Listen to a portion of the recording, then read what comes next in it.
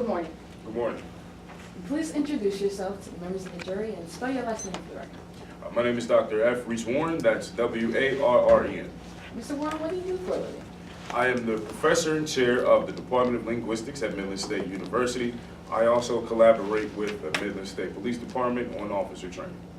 Mr. Warren, you just mentioned linguistics. What exactly is linguistics? Linguistics is simply the study of language and the flow of conversation. So, doctor, what education do you have in your field? I have my PhD from Georgetown University. I also have my bachelor's from the University of North Carolina at Charlotte. What experience do you have in the field of linguistics? Well, I have 37 published peer-reviewed articles that have been included in journals both pertaining to psychology and linguistics. My text, How to Talk to Alleged Criminals, is also a standard text in police academies nationwide, including Midlands. Well, doctor, can you please explain for us how linguistics relate to undercover operations? Of course. Linguistics and undercover work go hand in hand. Linguistics governs the structure of conversations had between undercover officers and the suspects so that you maintain the integrity of the operation. So how are you involved in today's case? Well, I was retained to determine whether the conduct and steps, conversational strategies taken by law enforcement met with the best practices verified by the research on forensic linguistics. So to complete that assessment, did you have sufficient facts and data? Yes, ma'am. What facts and data were you supplied with? I received 2 audio recordings of conversations that happened on March 31st as well as April 15th. I received an email correspondence between Corey Hyde and Detective Keenan. I also reviewed the affidavits of Corey Hyde, Detective Keenan, as well as the deposition of Avery Bancroft. What principles and methods did you use? Well, I used the investigative techniques, the best practices of investigative techniques verified by the research in forensic linguistics. You just mentioned the best practices. Could you please explain to the members of the jury what the best practices are? Of course. There are 4 best practices when governing the structure of a conversation between an undercover officer and a suspect. The first one is to ask open-ended questions so that the suspect will freely admit evidence of their guilt. The second one would be to drop subtle hints. These hints are used to see if the suspect will latch on and implicate themselves in criminal behavior. The third would be to ask the target to tell a story in hopes that they will freely provide evidence of their guilt. And fourth, after you've done the first 3, ask the target a clear, unambiguous, closing question to see if they're willing to engage in criminal conduct. Simply put, present the opportunity and allow the suspect to make the choice. So did you apply those best practices methods to the facts and data in today's case? Yes, ma'am. I created transcript reviews of the audio tapes we spoke about earlier, and I've brought them with me today. Well, before we get to those charts, would you recognize the transcripts if I show them to you today? Certainly. Let the record reflect I'm approaching opposing counsel with prosecution 2 and 3.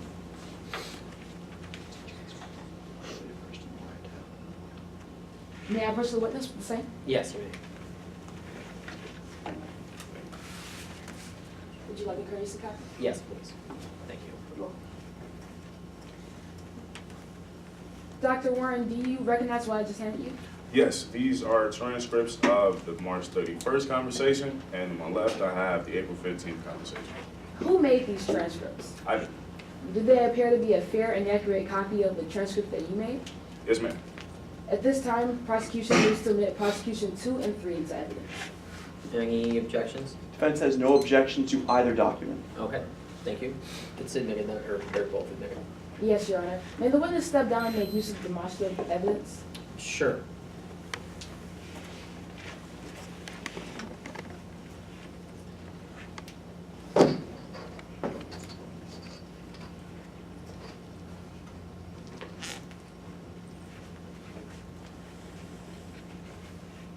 Doctor, you mentioned 2 conversations, so let's just start off with the first one, March 31st. What exactly are we looking at here? This first bullet point, open-ended questions. This is one of the first techniques we spoke about earlier in direct examination. The first couple of questions that Mickey Keenan asks are substantive. He asks questions such as, what are you thinking? What amenities are you thinking? Now, these types of questions have been proven by research to open up the flow of conversation, thus placing all participants on equal footing. One question that Avery Bancroft really opens up to is, what are you willing to do to make this happen? Avery Bancroft then responds, I'm willing to do anything to make this happen. Okay, so let's go down to the second bullet point, drop subtle hints. Could you please explain that to the members of the jury? Of course. Dropping subtle hints is the second best practice that we spoke about earlier. One of the hints that Mickey Keenan successfully drops is saying you'll need to pitch more than ideas, which leads us to Avery Bancroft's responses. Well, how exactly did Avery Bancroft respond to Mickey Keenan saying you'll need to pitch more than ideas? Bancroft responds with a clear statement of agreement. She says, okay, I can do that. I want to pitch my ideas to Chase, if you know what I mean. What about this last point here? This last point, this illustrates a point where Avery Bancroft actually thanks Officer Keenan for the conversation. She says, yeah, thanks for greasing the wheels here. Okay, now I want to talk to you about April 15th. Could you please give the members of the jury a little bit of background for this conversation? Of course. The April 15th conversation was a conversation, a phone call placed by Avery Bancroft to Chase Covington. Was Officer Keenan involved in this conversation at all? Officer Keenan was not involved in this conversation at all. Please explain the first bullet point. This first bullet point here is where Bancroft attempts to cut Keenan out. And the transcript of the April 15th conversation on line 16, it says, Bancroft, I don't think so. We've been doing this kind of thing a long time. There's no need for a middleman. I mean, it doesn't take Mickey to clue me in that sometimes you have to get your hands dirty to get things done in the Midlands. Okay, so let's go down to the second bullet point. Please explain that to the members of the jury. The second bullet point is where Bancroft references the money, While Bancroft never makes an explicit reference to the word bribe, she constantly makes references and repeated references to the means she would use to bribe Chase Covington. She says, I'm looking at my cash on hand. I need to see how much I can put down up front. After this statement, Avery Bancroft makes sure that Chase Covington and only Chase Covington will be the target of this potential bribe. So let's move down to the last bullet point. You please explain that one. Yes. The description of the potential bribe matches the description of the alleged bribe. In the transcript on April 15th, on line 24, Bancroft says, no kidding, I just usually don't have to do it under the table. The bribe then takes place under a blackjack table. Thank you. You may retake your seat.